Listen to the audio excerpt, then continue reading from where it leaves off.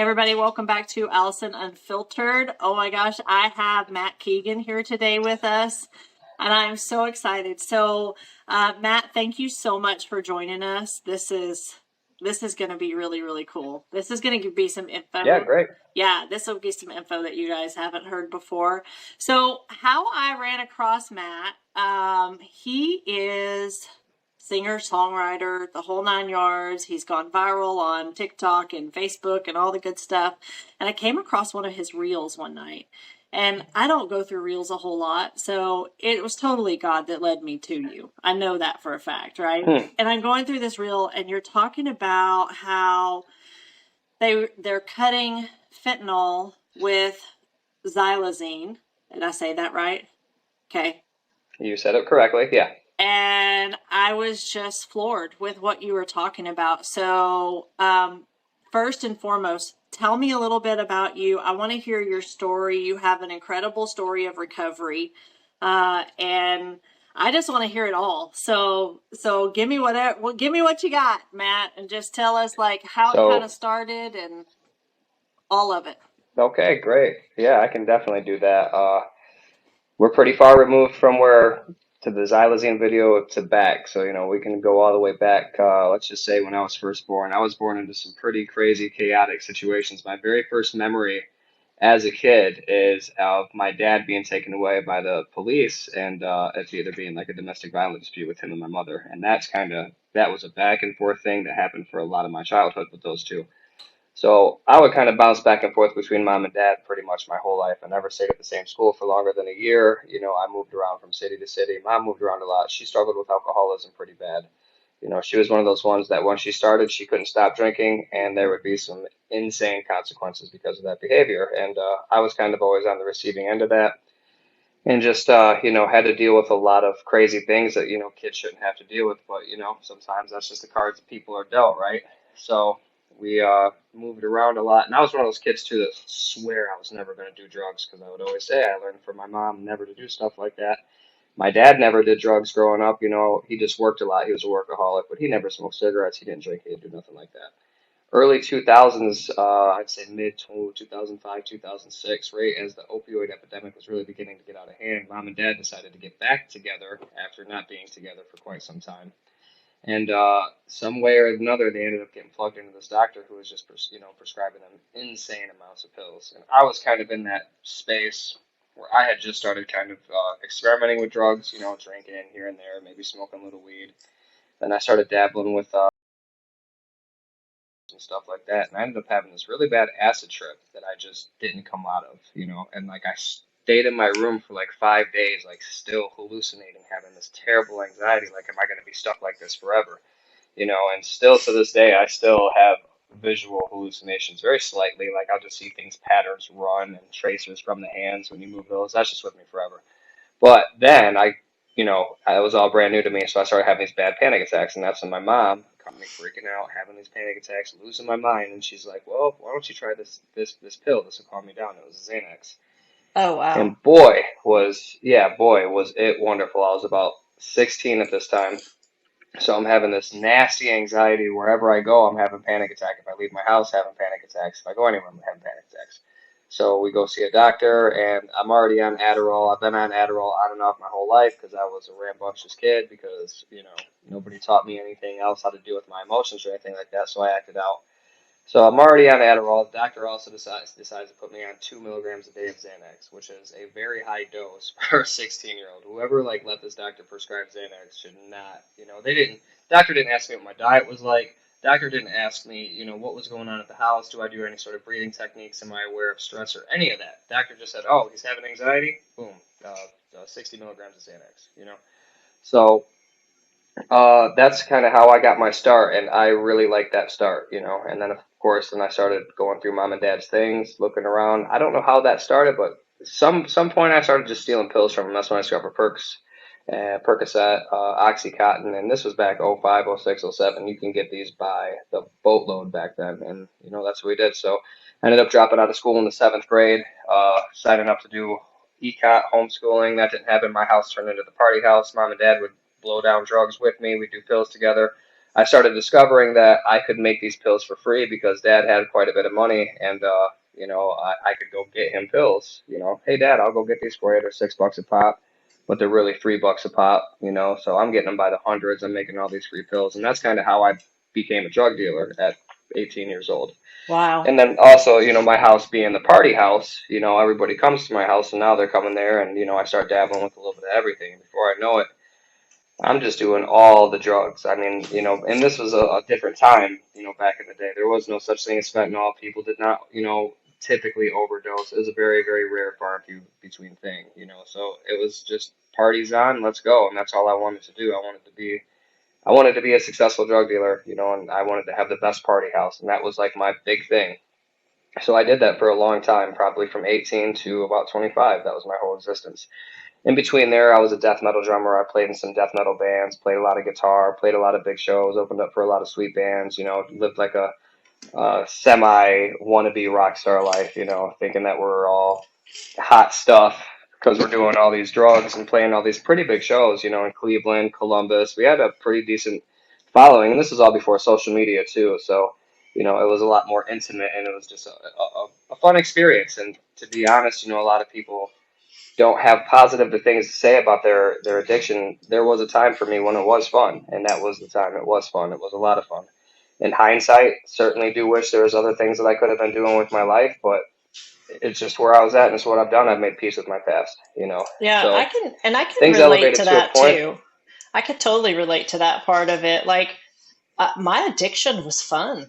I mean, Yeah. I worked in a club, I mean, we kept vampire hours. We were up from, we'd wake up about 3 o'clock in the afternoon. We'd go get some food and we'd be at work by 5 and we'd party all night and go to bed when the sun came up. I mean, those were the hours I lived. And we had a blast.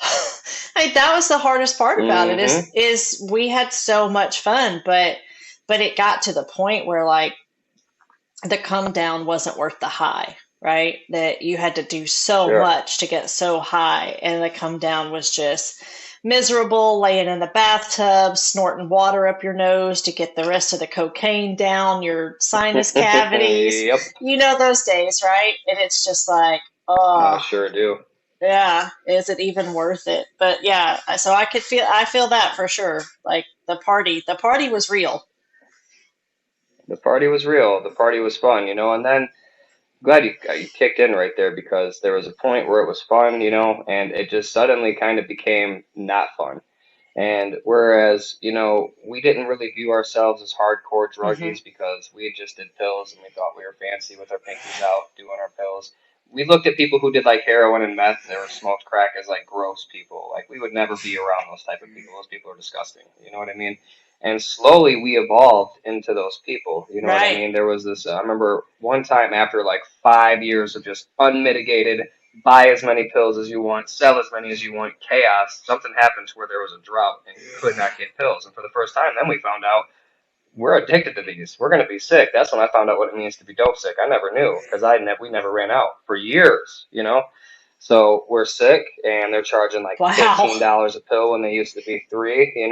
So that's when all of a sudden heroin itself started to seem like a much more viable alternative. And that's when all like the innocence was sucked out of it and it turned into this dark world and it's gotten darker as the years have progressed. It really wasn't all that. There was still an innocence to it, and then we just crossed this path. Once we crossed that path, and it switched over, and we started doing harder drugs, and we started doing heroin, started experimenting with meth, and we started, turning the coke into crack, and now we're smoking crack. I'd never done anything like that, and I wasn't raised around people like that. I'm a farm boy. I was raised on a farm, and we did a lot of clubs. There was all the local clubs in our spot. We went and had a good time at. We didn't do stuff like that, but it turned Right. into that. Right. And so as it evolved into that, that's when people started to die, mixing the pills, Xanax with the opioids, and that's when there started to be deaths, but it wasn't, you know, they blew it up into this big thing back then. I remember them talking about it on the news all the time, another death, but in reality, it pales into comparison to what it is today. Back then, it was only like 30 or 40,000 a year with the big bad numbers. This year, I think it's been like 130,000 just for 2022. So Wow. you know, yeah, so all that's happening, and I end up catching a case, and I go to prison. I slid into doing music festivals because I'm a chameleon. I told you I never went to the same school for longer than a year. You know what I mean? So I went from being like a hard rocker death metal kid to a hippie dressing like Hunter S. Thompson going to music festivals with a backpack briefcase full of drugs trying to emulate Fear and Loathing in Las Vegas. I was a big fan. I thought that was the coolest thing. So, total poser, by the way. So, I go and do that. I'm running around music festivals, and you can just go insane. Cops aren't allowed in these certain grounds, and you can just sell drugs like crazy. And I really could have got put away for a long time. And I got very blessed and lucky along the path to. I got caught with what I got caught with in Michigan. We were taking up some cocaine, like you'd mentioned earlier, and we're dropping it off, and it was to a SWAT team. And Oh SWAT shit. team yoinked us up. Yeah, I'd never been to Michigan before in my life either. It was my first time. We were outside Pontiac and we were outside of Walgreens and we were just two amateurs. I mean, we'd both been up from the night before. We weren't paying attention to anything. We were just so out of it and just, I was sniffing stuff up I couldn't get anything up my nose. My nose was done. I had a deviated septum I later had to get corrected because I put so much this left side. This left side, seen some things. So, Yeah, for sure. um, we end up getting rushed by the SWAT team, and then we get locked up, and then before I know it, I'm looking at 2 to 20 delivery manufacturing. But it's my first felony. I'd never been in trouble before, and all that worked with us, and they offered us a plea deal to do boot camp. But you still got to go to prison. You can't just go from county to boot camp. So I go. I'm in Michigan and Pontiac. I get transferred over to quarantine in Jackson. Jackson's this huge, scary prison city, and I'm some little, you know, 20-some-year-old white kid who ain't never seen the inside of a jail, let alone right outside of Detroit and Jackson, where there's murderers and child rapists, and it got real fast. Mind you, I had been on Xanax from when I was 16 until 25, and I'd never went off, so I had bad anxiety. And when they put you in jail, you don't get to keep your script of Xanax, or else you're gonna get pressed, jump, and threatened with violence to come off them things. So what they did to me was they just gave me an anti-seizure medication, wrapped me up in a suit, put me in a concrete cell and an observation unit for like 5 days, made sure I didn't die, and that was that. Because Xanax withdrawal can kill you. It's one of the only ones, aside from that and alcohol, that can kill you. Wow. So get to prison, and as soon as I'm in there, it's a problem. As soon as I'm in there, they're like, "Hey, look, I'm gonna put it to you like this: you're unaffiliated, you got a brand new number. You're either gonna pay us $50 a week, or we're gonna stab you." And all my good friends, all my good pals that I've been running with for so long, all my homies that have my back, did me the wonderful favor of going to my house and taking all my stuff, which they were supposed to sell and put money on my books and help me get a lawyer, and they decided to keep the money for themselves. So thanks, guys. I was really grateful for that. So, I didn't have any Well, access to I any mean, funds. My what's your expectation on that though, huh? right? Then I thought that they were my best friends for life. Now, oh, that Oh, was a for lesson sure. learned. Oh, for sure, Yeah, for yeah, they sure. definitely, you know, and that's how we learn those lessons, though. It's in those situations that you figure that out. And that's when I did figure that out for the first time that Yeah. those people weren't really my friends. I Hmm. just happened to have access to things that they wanted, and I made sure everybody around me stayed good because they made sure that I stayed good by giving me their money. So it was a double take relationship. So That's a good way to I'm put it. grateful I got pulled out of this. Yeah, Yeah. absolutely. And I'm grateful that the prison saved my life. This saved my life because I couldn't stop. You know what I mean? I tried many times to kick and quit, and I'll substitute this for that. And no, this time I'm only going to drink, and this time I'm only going to smoke weed, and this time I'm only going to do pills. I'm not going to do heroin. You know what I mean? Just insane stuff that doesn't make any sense, but stuff that as an early addict, things that you got to experience and find out. Nobody I'm not going to say nobody, but a lot of people don't just get that light bulb on their first click. I certainly didn't. I had to try and try and try and was miserable, miserable, miserable. I knew that I was living wrong, but I didn't care. And the only time that I would care is when I got high. And then I'd Hmm. make these big, I'm going to quit, never going to do it again. And then I'd wake up the next morning, be sick as a dog, and be like, hey, man, can you put me in front on next Thursday? Stuff like that. So get to prison, find out it's going to be a problem. But I'm a death metal drummer, and I ended up drumming for a band that needed a drummer, and They were pretty big in there as far as the gang that they were affiliated with. So that saved me from having to pay anybody any money, and that saved me from getting messed with the rest of the time I was there. Had I not been able to do that, I probably would have been in some trouble. And something you'll find throughout my story is like God was walking with me this whole time. You know, I've had so many close calls that could For just be sure. described as there being a guardian angel right there with me, you know. So God's been looking out for me, you know, with everything. So I go to prison, I get out, I go through boot camp. You know, I was there during the Flint water crisis. You know, we did some work up there. You do all this outside work in boot camp. You know, it was a great experience. Taught me a lot about myself. It showed me that I had physical, I could work out. You know, this stuff I'd never done before in my life. I was an asthmatic who had to do breathing treatments every morning because I was so messed up from all the snorting and smoking that I was doing. Wow. You know, so get out. I'm gonna live differently this time. I'm not gonna deal drugs anymore. And to this day, I haven't dealt drugs, but I relapsed pretty much within the first 6 months.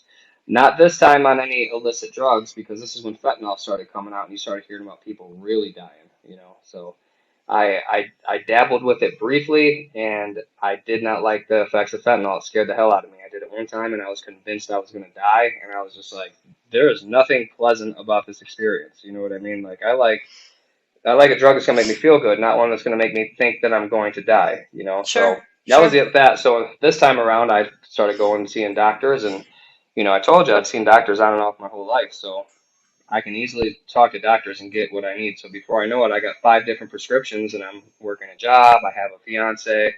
You know, we got a house. The job's great. It's got one good benefits, paying like $23 an hour. This is back in like 2017, so that was good money back then. You know, and Yeah. you know, we were living in a beautiful 3 bedroom house. You know, it was nice. Everything was good, and I still just I was still miserable, you know, and that's when I discovered kratom. And you know, not a lot of people know about what kratom is, but for me, kratom is detrimental to my health because it's just a free opiate that I can abuse. And it might not be an opiate on the level of heroin, but to me, it's like an organic Percocet, and it can get you just high enough, and it's addictive enough to where you're going to need it every couple hours minimum, you know. So that's like where I was at as before I know it. I'm taking kratom every 4 hours. I'm taking Neurontin to balance out my day, Seroquel to go to sleep at night, Adderall throughout the day to wake back up. You know, I talked to a doctor and to give me Vicodin for my back that I was convinced was I had back pain. I'm 30 years old. You know what I mean? Didn't And you say that they put you on, you were taking gabapentin? yeah, yep, that's Neurontin gabapentin. Yep, 3,400 milligrams a day. And I would just go in there and say, "Oh, I get restless legs at night when I sleep. Do you know?" And I would look up the symptoms of what gabapentin is, and then I would say those symptoms. And then he would offer something else, and I'd be like, "Oh, those make me nauseous." And then I would cherry pick and wait till he went to the, "Well, let's try gabapentin." "Oh, that's great. Let's try that. Wonderful decision, doctor. Let's go ahead and try that." You know. So I want Some to some pause. doctors are just so stupid. They're just Uh, naive. They don't care. And when you got good insurance, yeah. they'll give you what you want. Yeah, and I just want to pause you there just for a second. I want to go down the little rabbit hole of gabapentin and that people Sure. Great like idea. my son works in a pharmacy, and the number of gabapentin prescriptions that come through is it's just mind blowing, right? And that people don't realize what exactly gabapentin is and does. And no, we're not doctors. What we've both been drug addicts, so we understand like the repercussions of how some of these drugs work. So can you educate us a little bit on that? Yeah. Yeah. Listen, no, we're not doctors, but I am in the field. I am out in the field, you know, and I can tell you right now, I've been to multiple treatment centers. I have been through multiple doctors. Gabapentin gets you very high, and it gets you high in a very subtle way. You know what I mean? And it's very addictive as well, you know? And so a lot of people in early recovery that come into sobriety all fall for the gabapentin trick because it's very easy to get prescribed to from a doctor because it's not controlled substance in some states. It just became a controlled substance here in Ohio. I think. I'm not sure. Don't quote me on that. I've heard a lot of hullabaloo of it supposedly becoming controlled, but it's still incredibly easy to get. A lot of doctors aren't wise to it, and honestly, I don't think they're wise to it until they have to be. You know what I mean? They're gonna prescribe it out there as much as they can because that's the way that the industry is set up. It's a Well, and it, profitable industry. There's Go Yeah, ahead. and it affects your nerves. It affects the nerves in your brain. It gives me this weird zappy feeling, and so what I take it for is I'll take like a 800 milligrams. I wake up in the morning, and I'll have energy all day. You know, sometimes it will get rid of my back pain, sometimes it will increase my back pain. It's a toss up. I don't know which one's going to happen, but literally everybody that takes it, it gives us a lot of energy. It gets us talking. It gets us feeling good. It gets us active. You know, but then you got to, like I said, you start off just taking the 800 in the morning. And then, oh, you got to take another 800 again, and then a third 800, and then it just increases more and more and more to where you're having to take, like, before you know it, you're taking 4,000 milligrams a day. You know, it happens so quickly. And this is a big, big Yeah. problem for a lot of people in early recovery because they convinced ourselves that, oh, it's from the doctor, it's not a drug. It is. And because it's not making us high to the point where we're nodding out or you can tell, because you can't tell if somebody's high on gabapentin. You, like, have no idea because it's a very subtle Yeah. buzz. You know what I'm saying? So I think it's a huge, huge, huge problem that should be addressed. But then at the same time, it's like, well, if they take it away, what's the black market answer going to be to that?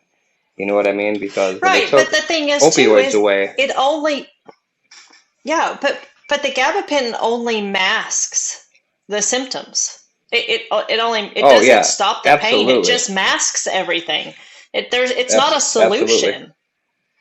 it's not a solution. Agreed, agreed. And moreover, we don't know what sort of damage it's doing long term. You know, I can tell That's you, it. I would get these crazy brain zaps after taking, you know, once I hit like that third pill throughout the day where I'm just like I'm disconnected, I'm foggy, I don't feel my feelings, I don't feel my emotions.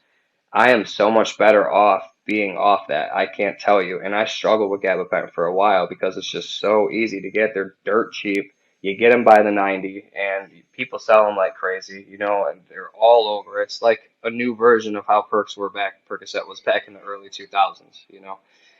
So Right. it just Right. it's crazy because I feel like back, you know, decades ago, it wasn't, you know, maybe I guess I wasn't there, but it just seems like there's just so many options to be hooked or addicted to something now. It's just made so easy, you know, and it just feels like it's getting Sure. worse, you know, and worse. Sure. And you really to be abstinent, you know, and I don't want to say what works for me or push my views or my beliefs on other people. I can only say like what works for me and what's brought me like real discernible happiness. And for me, Right. complete abstinence, sobriety, and a 12-step program and the God of my understanding has dramatically changed my life, you know. Yeah. So that's kind of like where I'm at today. But going back to where I was at, you know, I've learned these things going through rehab, you know, and I had that good job, picked up, went to treatment in Florida, and that's where I came in contact with the 12 steps in my first sponsor. That's also, you know, where I came into contact of relapsing and doing gabapentin for the first time sober and working a job and being a productive member of society. Like it's a whole rabbit hole. We can go incredibly deep on that, and we might have to reserve some time just to talk about gabapentin because there's nobody talking about it. By the way, That's nobody's a having these conversations. That's a You know. fact too, and that's what scares me. Like, I'm in the health and wellness industry, and I help people get their bodies healthy from the inside out and lose weight, and it's natural supplementing. And when I'm talking to these people, they're 50 to 100 pounds overweight, and the list of medications that they're on is this long, and they're taking Right. things for something. They're taking this for the side effect of this and all the things, right? But but gabapentin is part of that list. There's always an antidepressant. There's always a Neurontin, gabapentin. There's always something like that, and there's always blood pressure medicine. That all those things, and it's mind blowing what people are on. It floors me, and I don't even think people understand what it's doing to them. And I do want to reserve some time. We can totally do another podcast about gabapentin and the dangers of it. But I want to hear the rest of your story. So Sure, sure, sure. And just to piggyback off that, you know, I guarantee too, those doctors that prescribe all the medications are not asking about diet. They're not asking about exercise. They're not asking about the things that actually make you well. What kind of contact you have with other human beings? What's your support system look like? Are you reaching out and talking to other people? Those things matter. And I'll tell you why and how I figured that out personally, because I have always been a pill solution oriented individual. my thought process up until I was 27, 28 was go to the doctor and they will prescribe you medication that will help you. Antidepressants, Neurontin, Adderall, Xanax, all that stuff. I thought that was literally there to help me. It is not. And, for some people in some situations, yes, I'm sure there's applications. I'm absolutely sure there's applications, but there are not applications to the level and the degree to which they prescribe them now, because if almost half the country is on them right now. And there's also the Yeah. financial incentive. So, anyways, go to Yeah. rehab, and I go to treatment and get through this my first time, and I just wasn't done. And for me, I came in contact with the 12 steps. And I worked at AA. I got a sponsor. This guy's still in my life today. This man's a mentor, a brother, a father figure to me that I've never had. But I wasn't ready to digest everything fully. And when I got sober that first time, I was just like, oh, I have to go to these dumb meetings for the rest of my life, and I have to read this book, and I have to go and talk to other people and be around other people. Like, I don't like being around other people. I like to isolate. But when I do that, I make myself miserable. So I really gave it a good whack, and that's when I started meal prepping. I learned how to meal prep. I started watching the type of food I put into my body. I started reading the labels when I go to the grocery store. Whereas I used to go buy Chef Boyardee as an adult, now I'm buying chicken breast, steak, wild caught Atlantic salmon, broccoli, stuff like that. And I'm meal prepping up for the week, and I'm very careful about what I put in my body.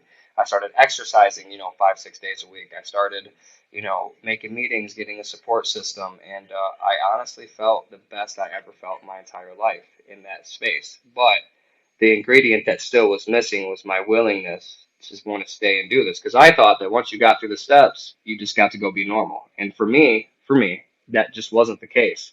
And as bad as I wanted it to be, I wanted to be like a normal person who could go have a beer on the weekends at the bar. I wanted to be somebody that could maybe smoke weed or take edibles occasionally. And that's just not how I'm wired, because every time I do that, every time, I've done this 4 times now. I'm in a sober living house right now because I just effed around and found out again. I can't do it. I wish I could. It'd be super cool. But second I go out and have a drink, and I'm not the type of alcoholic that drinks and can't stop. I can go to the bar and have a beer, one beer. That's not a problem. I can do that. But once I've had that one beer that one weekend, guess what we're doing the next weekend? We're going to go have one beer. And then that's going to become a thing. And then, oh, well, now that I can drink, well, I can certainly take edibles. You know what I mean? So that's what led me on that path and where that took me. And so I ended up relapsing again. 2020 happened. I love Florida. Found the kratom bars down there. They got kratom bars you can go to in Florida, by the way, and just buy kratom extract at a bar and just sip kratom. So I'm sitting here thinking I'm super cool with my kratom and having a blast. And I'm just get all addicted all over again after going through hell at the first rehab. Come back home, make a big old mess of things, have a daughter and all this. Get down to Florida and decide I'm going to start working a program, doing recovery, working the 12-step program. AA is what I got into. And I can't remember how it even started. I'm not into hip-hop or rap or anything like that, but I just started writing raps. I think it was an ex-girlfriend at the time told me that I should try. And I just kind of did it for fun and wrote one song for fun, and it ended up going semi-viral and doing really well. Wrote a song about addiction. And that's kind of what started to gas me up. I almost got to be on America's Got Talent because of that too, which was super cool. And yeah. I wrote a song to my daughter. It was called One Day. I haven't put that song out. Nobody's seen it yet. I'm going to one day. No pun intended. But I wanted to be better for when I did it. Because when I first started, I was kind of terrible. I had a really not that good of a voice or anything. But I don't know how my songs did what they did at all. I have no clue. So they're catching traction. I'm feeling like I'm going to be a rapper now, which is a hard feat to do when you're in your 30s because nobody takes you seriously and people laugh at you, But I was just doing it just because it was cool to see people get excited. I started doing open mics and going around and got decently well known in the recovery scene down in Florida.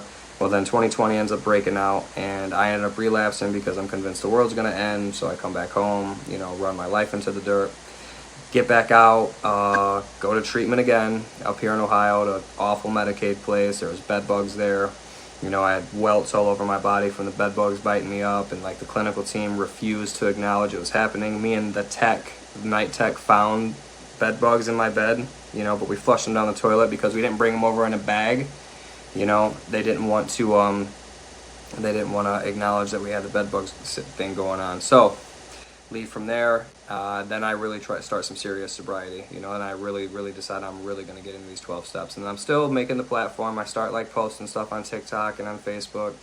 People are overlooking it, maybe a couple reactions here and there, you know, a couple hundred views here and there, nothing like that, you know, nothing crazy. And like, I'm not really attached to like the views or anything like that. You know, my sponsor's anti sharing your recovery online. He's like an old school 12-step AA'er, and he's not about that life. But he's still supportive of me because he believed in the message, and he taught me how to, you know, conduct myself on a social media platform, you know, without being like entrenched in ego, you know. So my whole goal is just to inspire one person with every post I make. So if I just inspire one person, whatever happens with the post, it doesn't matter. So I never lose, you know what I mean? So I'm not concerned if if it goes viral or not. I don't care. You know, it's cool when it does, though. You know, stuff because of that court, things have started to happen because of that. You know, I'm sitting here talking to you now. You know, so I start making videos and they really start popping off. I get plugged in with this producer. We really start making music well together. You know, I put my life back together. I'm a big staple in my daughter's life. You know, I'm there for her every time she needs me. We start to really get to know each other. You know, I put together a few birthdays for her. You know, I get involved with her and her friends. You know, she makes some friends through my friends in the program. And life just gets really great. You know, all the while, though, you know, a lot of people are dying from fentanyl along the way. A lot of people are still out there. A lot of people I used to run with are either in prison or dead, you know, because of the life we used to live. You know, so, again, I'm building my life up into this great thing, and I get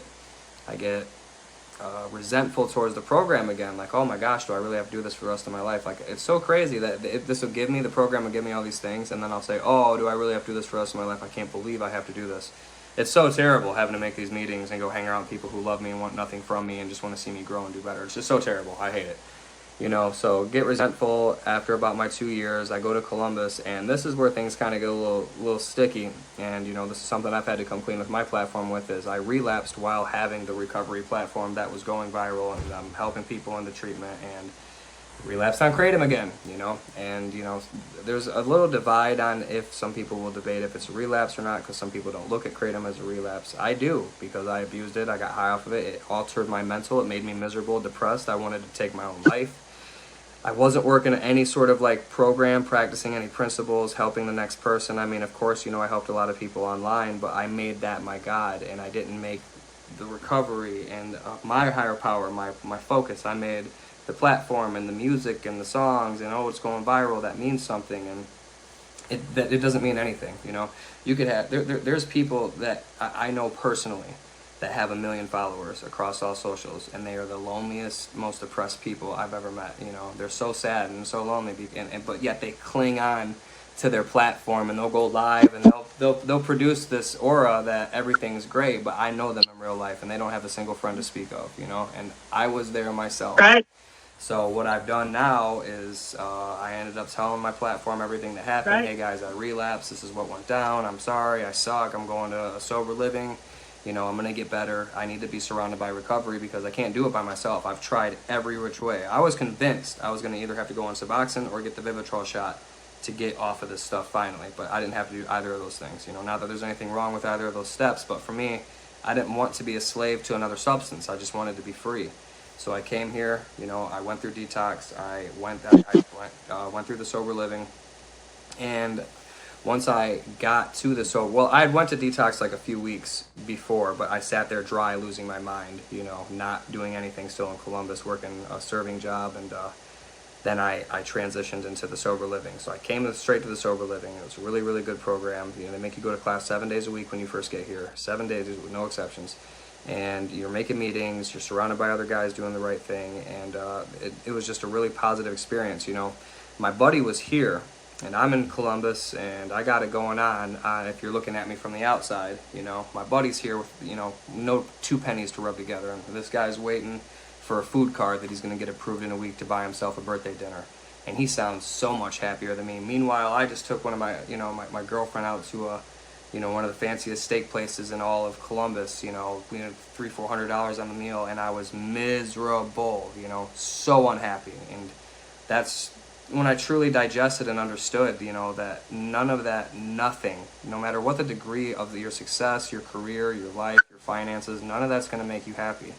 if you're not internally okay. And for me, I have to be internally okay by being completely sober, because once you get a 12-step program in your head, once you get a recovery program in your head, you can't use drugs anymore. It just doesn't work. I tried. I have went back so many times and tried to get high, and I'm sitting in a room full of people that I've sat with before, and I'm like, what am I doing in here? Like, this just ain't for me. Like, I'm not having fun. Like, we're not talking about finances, we're not talking about businesses, we're not talking about doing anything. We're just talking about like a bunch of people with a mouthful of peanut butter. Like, we're not doing nothing, you know? And like, that's not for me no more. Like, I'm trying to create a life for my family that I never had. You know what I mean? I don't want my daughter to have to worry about the things I had to worry about. I don't want my mom and my grandma and my father to have to worry about things. Like, I want to take care of stuff, and I believe that I can do that. I 100% believe in myself to that degree. But as long as I put the recovery first, as long as I put the relationship with God first, and I just focus on those two things, and I put in the work for the other things, nothing crazy, I don't make it my life, I just let it come, things will start to happen. So, I started posting some videos when I got here, and I just haphazardly posted that xylazine video. I just I watched it and I heard about it. All right, so I find out that not only, first of all, they start poisoning our heroin supply with fentanyl. You know, I don't want to say, you really can't say that people are overdosing on fentanyl when it first started, because nobody signed up to do fentanyl. We just always, they thought we were doing heroin. It was being laced and people were being poisoned with fentanyl, and then carfentanil. Who's going to want to buy some dope with carfentanil in it? Where, you know what I mean? That's people's biggest fear. Like, I don't want to buy a pill, a fake pressed 30 that's been laced with a poisonous substance that will kill me. Like, we just want regular pills and regular heroin. So whole supply gets laced with fentanyl, carfentanil, people start dying, and now there's this new horrific thing that they can't bring you back with, if you overdose and you get the hit with Narcan, or if you're withdrawing, they can't give you Suboxone. Like, the xylazine is not an opioid. It's a type of a benzo that's like a horse tranquilizer, right? So when you overdose from it, which is very easy to overdose because how strong it is, Narcan's not going to bring it back. And then when you're sick and you're withdrawing from it, and they got people fleeing treatment facilities en masse because the Suboxone, I was in there with a guy. I was actually in there with a guy in early March, and he was sick as a dog, and he took 2 8-milligram Suboxone because of how bad his withdrawal was, and it did not touch his withdrawal. And that's the thing that I'm hearing is more and more common. Yeah, pretty crazy, right? So so yeah, and then also too, it blows my mind that there's it's also necrotic. You know, even if you snort it, smoke it, doesn't matter if you shoot it. You know what I mean? It used to be if you shoot it, you'd get the lesions. Now, if you just snort it or smoke it, it will cause lesions on your body, and that's why people are calling it the zombie drug, because people's limbs are rotting off and falling off, and it's really, really bad in Philadelphia. And it's just like, what's going to be the next thing that's going to come along and poison us? You know, what's going to be the next? So there was fentanyl, there was carfentanil, now there's xylazine. Now what's going to xylazine? You know, it just seems like it's getting worse and worse and worse, and it doesn't have to, but it is. And to me, that says that there is some sort of coordinated effort here that's happening to allow this stuff to slide through. That's another conversation later. So, posted that video. It went insanely viral on Facebook, and I didn't expect it to. It did almost 1 million views. And then I have some songs that I wrote about Suboxone. It's called Subtoxin, and it talks about, you know, the Suboxone industry and how they just prescribe it left and right and just give it to people and don't tell people that it's addictive and it has serious withdrawals.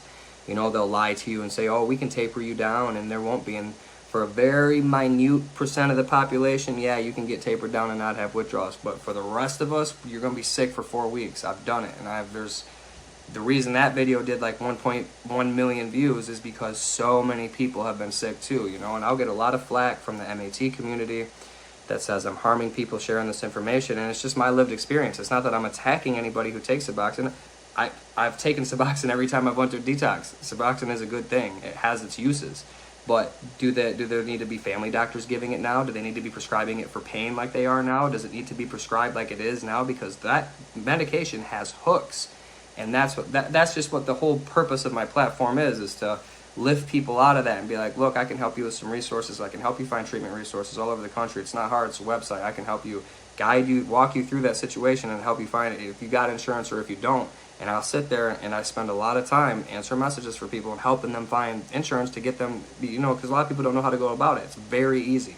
I'm not privy to some magical information. It's a website that I can give you. You put in your city and you call some numbers. You got to do the work. I can't make the phone call for you. You have to do the work, you know. And I also know of the better places to go here in Ohio, and I know some good places to go in Florida, because there's just places I've been that I know that are good, that are not crap places. And I also know the crap places that are just shoving people through and don't care. So I try and align myself and make relationships with the places people care, where like it's actually going to make a difference, because that's important to me. So like I said, I'm just God's had me through this whole thing, because it's been up, it's been down, it's been up, it's been down. I've dodged bullets. I should have died. I should have overdosed, you know.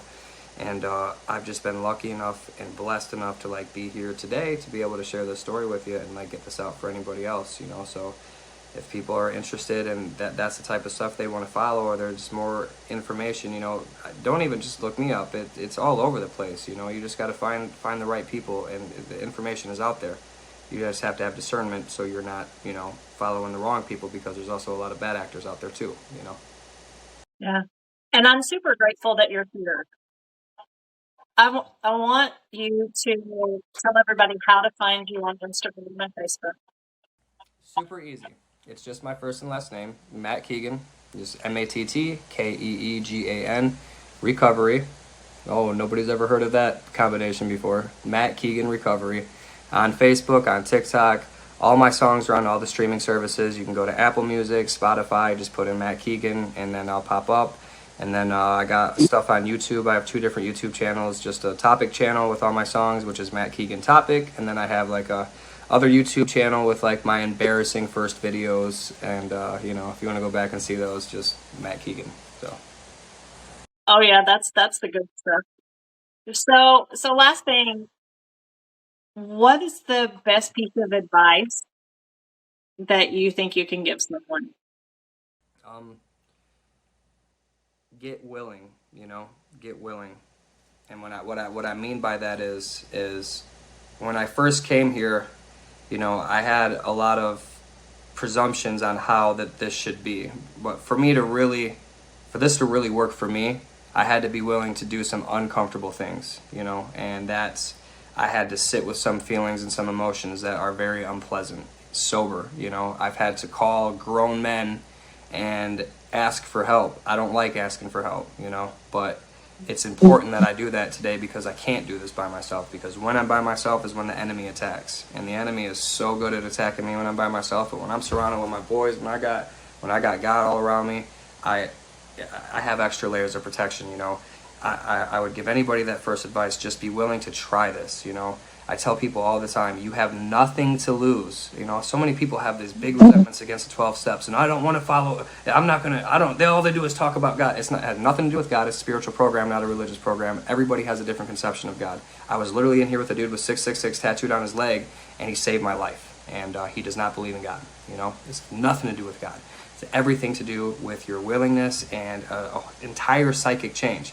You know, so I would just suggest, just try it. Go give it a shot. Go out there, you know, go to a meeting. Find somebody who has something that you want. That's what I did. I found a man who had something that I wanted. He had peace, confidence, serenity. He was literate in the big book. He knew what to say. He had a good understanding of it, and I wanted what he had. And I went up and asked him to be my sponsor, and he shared those things with me for free.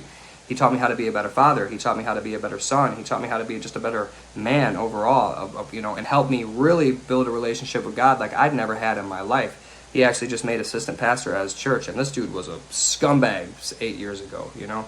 So all that stuff is there for the asking. You can have it for free. You don't have to pay anything at all. I put $1 in the basket every once in a while, and that's if I got $1. I don't carry cash like that, so it is what it is.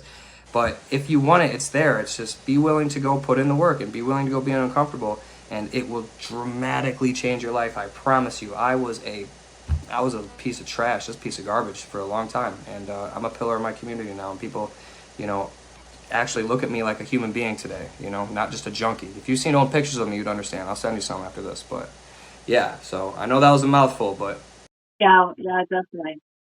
No, that was some fantastic advice. It was awesome. okay, great. Well, Listen, I am so grateful you were here. Thank you for jumping on. Thank you for being here. And I can't wait till this airs. And we will talk very, very soon. Okay. have a good rest of your day. Thank you. All right, sit tight. I'm going to stop recording and just sit tight. All right. Thank you guys for being here. Thank you for listening. And be sure to reach out and follow Matt on Instagram, Facebook, Matt Keegan Recovery.